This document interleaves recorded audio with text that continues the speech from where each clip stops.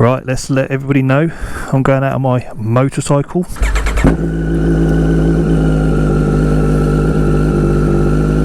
Yes, welcome to Bikes of Rye.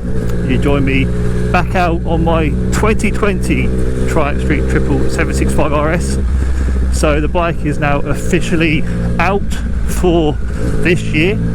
I don't like to ride in the winter, so I locked the bike away for about 5-6 months. And I have a chore today. Well, I wouldn't call it a chore. It's my girlfriend's birthday, and I'm going to take the bike. I'm going to go to the supermarket, get some bits and pieces, some alcohol, some birthday cake, and I thought, why not take you guys with me? And I kind of want to take an opportunity to kind of give you guys an update, future plans, ideas, etc. But before we do any of that, don't know if you can see this, but the clock, it keeps, if I press the home button, that goes away. Can you see that? And then it's like the screen's got a fault. So that's a first. The bike's currently on 2,600 miles and actually is going in for its annual service tomorrow. So I am obviously going to bring that up. Bike is obviously under warranty. I've heard a few people have this issue on their display. I think it's a common fault. I've put actually a video out about the common faults in this bike already. However, I didn't mention the TFT screen because it wasn't a fault of mine, but it seems now it is. But I'm not going to worry too much. As I say, the bike is under warranty, so we shall hopefully get that replaced.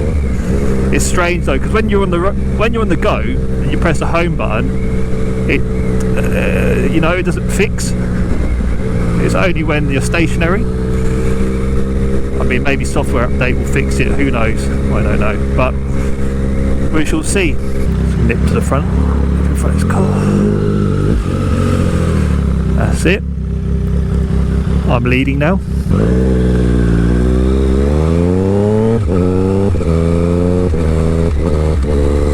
See the old quick shifter there? Ever so smooth still. I'm changing gear. Oh well, I can't even tell because I can't even see the rev range. Bloody hell. But I'm changing it quite low. And if anyone was ever wondering if the quick shifter is very smooth around town, yeah, it is. It's brilliant. No, to be honest, I don't typically use it. I only done it there just to display how smooth it can be. The only one that I wouldn't use is a down blipper, because when you try to go down the box and you're low RPM, where the bike auto blips and it adds a little bit of throttle, it will jerk the bike slowly. I mean, to be honest, do you need to use a quick shifter up and down for around town? Probably not. The clutch is so light to use. I'm actually testing my media mod for the GoPro Hero8. So I got that at Christmas. My girlfriend, she bought that for me, and it was a brilliant buy, because when I've been doing these vlogs in the past, I would have to use an external recording device. So I could use it was a Zoom H1, or I would use my mobile phone, and then I have to send a wire up to my helmet and then go to all the hassle of having to try and sync the audio along with the footage. And when you're trying to do post-production of your footage, it does add some time, so all the editing just takes a bit longer. Now with the media mod, I've just stuck a mic straight into the media mod and everything's synced up for me nicely. So I hope it comes out nice, I hope it works, I hope I've got the settings correct, and you can hear me nice and clear, and also pick up that beautiful sound of the SE Project S1 full titanium, I mean, not stainless. I'm getting in front of your Kia Sportage. Thank you. The screen's clear now when I'm stationary. When I pull away though, you'll see that there'll be that blank part of the screen again.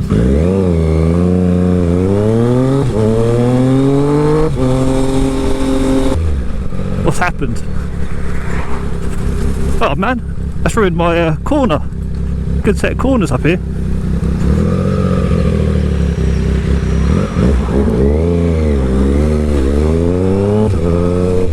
Oh, the lorry broke down. That has literally ruined these two bends. That's annoying.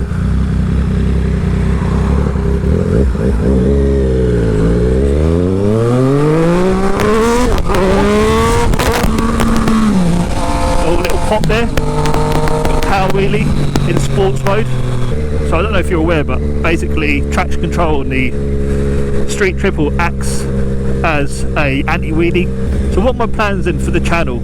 Well, so really what I want to do this year is I really want to grow the channel, and I really want to put out some valuable information, stuff that's useful. So I want to get on test rides with certain bikes, and those bikes are, well, the first bike I want to test ride is the new Speed Triple 1200 RS.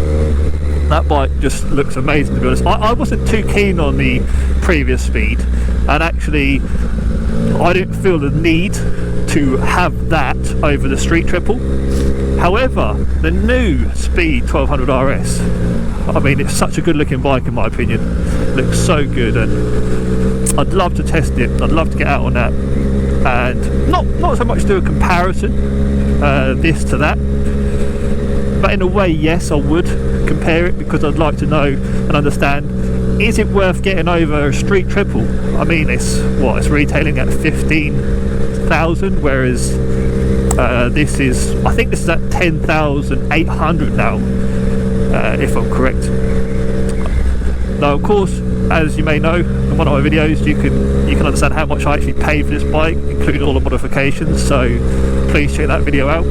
The other bikes I want to test ride are the KTM Duke car. I want to see how that compares to this, the 890R.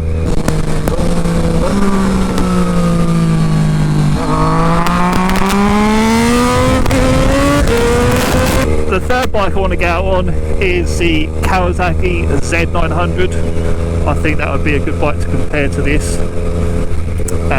Also the new Yamaha MT-09 as a new model for 2021. So then what are the plans for the Street Triple then? Since my bike is modified, it's been tuned, I've had it all set up, have full exhaust system on it, air filter, Power Commander 5, and then rolling road set up.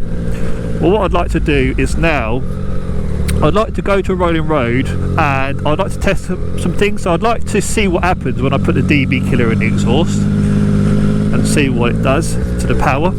I'd like to put the standard air filter back in, and then the upgraded air filter. I've got a BMC air filter in this bike, and then see if there's any performance gains to understand if it's worth doing. I'd like to do other things like swap the fuel output, 95 octane. I only ever run this bike on 97 octane. I've never put 95 in it, but I'll make the exception. I'll do it for the rolling road to see if it is worth doing. There she is. Oh, it's good to have her back out. She's looking nice.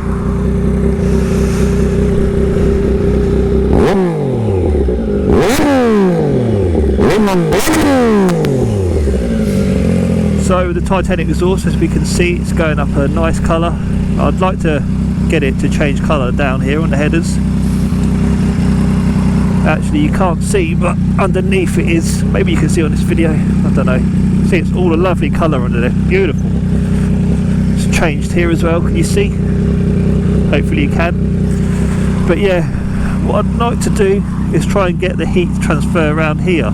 It's not quite changed colour there yet. What I need to do is take it out on some proper long rides, let the heat transfer through the whole exhaust system. I'm sure that'll eventually change colour, it's got to. So some of the other modifications I'll likely do to this bike are the lightweight battery and change the chain and sprocket. Chain and sprocket should give it a bit more power to the wheel. To get a smaller chain and a lighter sprocket, it will reduce the losses between the crank and the back wheel. A lightweight battery will take roughly 5 kilograms or thereabouts of weight off the bike, and then I think that's about it really for performance upgrades.